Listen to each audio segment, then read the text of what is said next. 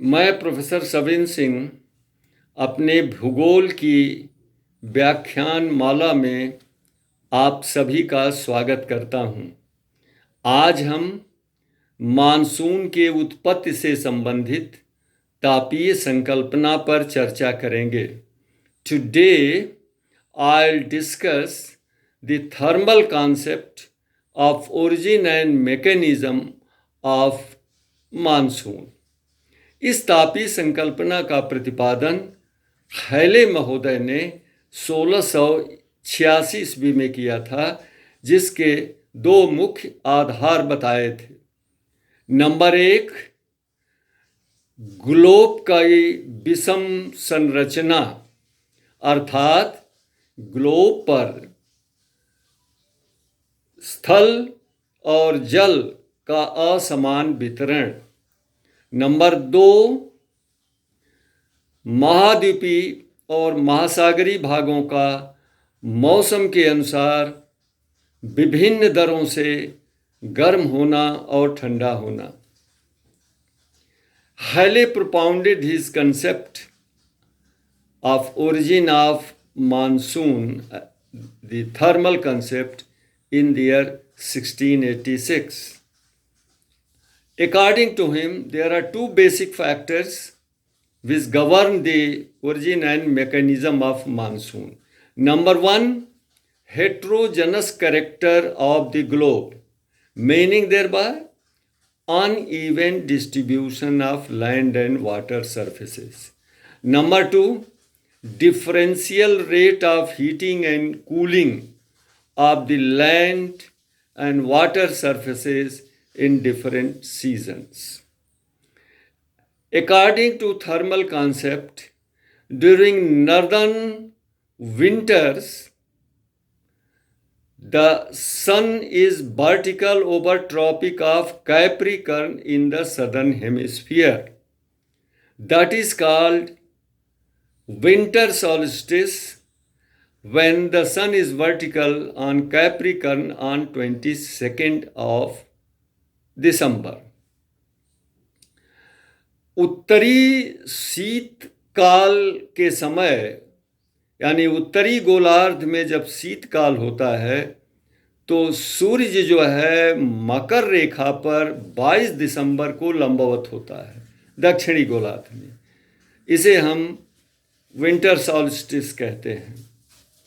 नतीजा क्या होता है कि उत्तरी गोलार्ध में अत्यधिक ठंडी होने के कारण उच्च वायुदाब का निर्माण होता है, और हिंद महासागर के दक्षिण में ग्रीष्मकाल होने की वजह से निम्न वायुदाब का निर्माण होता है।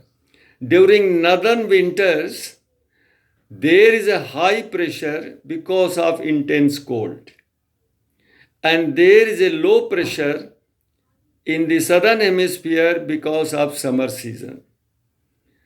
उत्तरी गोलार्ध में हिमालय की स्थिति के कारण बैकाल झील और पेशावर के पास उच्च वायुदाब का निर्माण होता है, और हिंद महासागर के दक्षिणी भाग में निम्न वायुदाब का निर्माण होता है।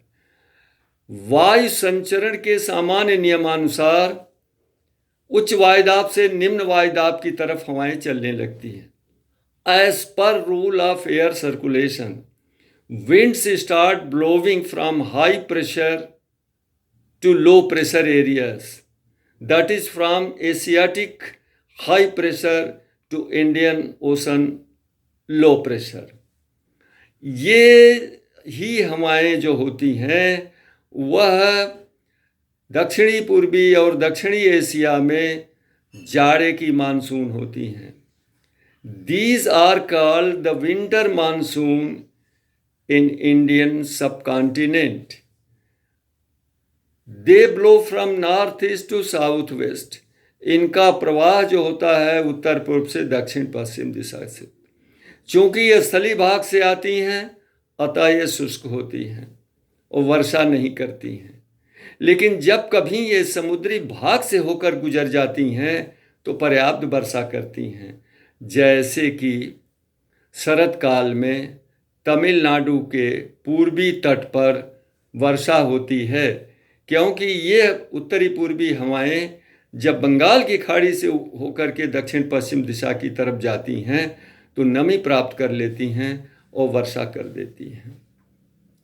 Since these northeasterly winter monsoon winds come from over the land, they are dry and therefore they don't yield precipitation.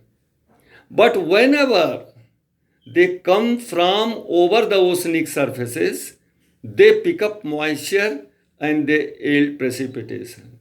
For example, the eastern coast of Tamil Nadu receives copious rainfall during winter season because the northeastern monsoon winds coming from over the Bay of Bengal pick up moisture and they yield precipitation there.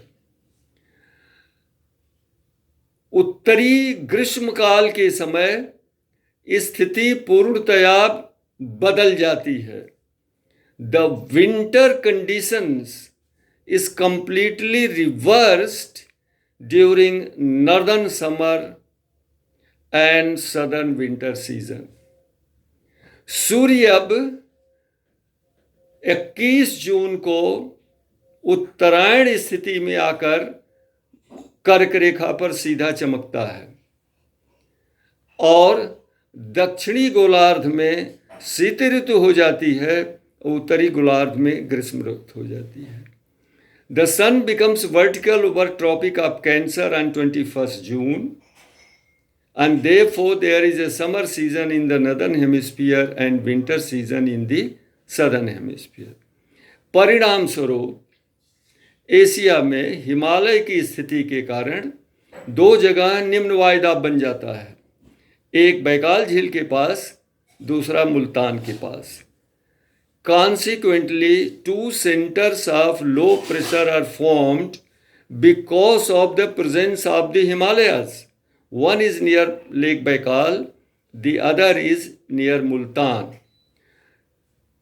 Conversely to the northern position, there is a reverse condition in the southern hemisphere.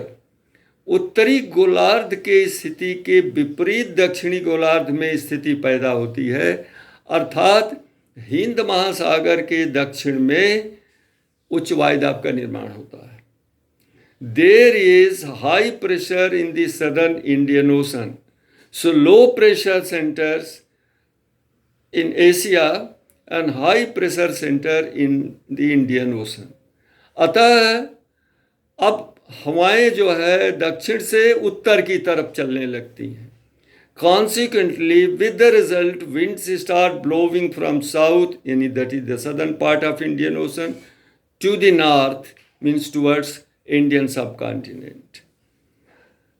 The moment these winds cross over the equator, they turn northeastward and become southwesterly as per rule of Ferrel's law and effect of Coriolis force.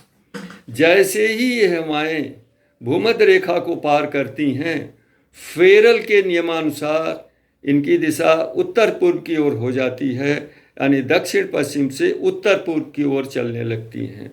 ये दिशा में परिवर्तन Feral के नियम के अनुसार और Coriolis force के प्रभाव के कारण होता है।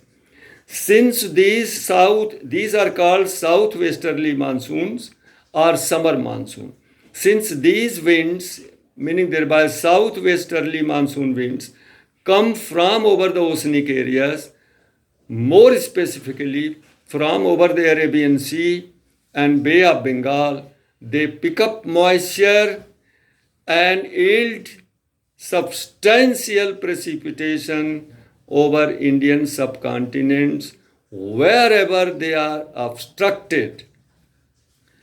परिणाम स्वरूप ये दक्षिणी पश्चिमी मानसून हवाएं चूँकि समुद्र के ऊपर से आती हैं, अर्थात बंगाल की खाड़ी और अरब सागर के ऊपर से आती हैं, अतः पर्याप्त नमी धारण कर लेती हैं और जहाँ कहीं भी इनका पर्वतीय अवरोध होता है ये पर्याप्त वर्षा कर देती हैं। So this is the position, the winter monsoon and summer monsoon according to thermal concept of Halley. But this thermal concept has been severely criticized and several evidences have been produced against this concept. हाले के monsoon की उत्पत्ति के इस तापीय संकल्पना के विपरीत कई प्रमाण प्रस्तुत किए गए हैं और इस संकल्पना का पूर्णतया विरोध किया गया है, खंडन किया गया है और इसको अस्वीकार किया गया है। इसकी चर्चा हम अगले वीडियो में करेंगे। थैंक यू, धन्यवाद।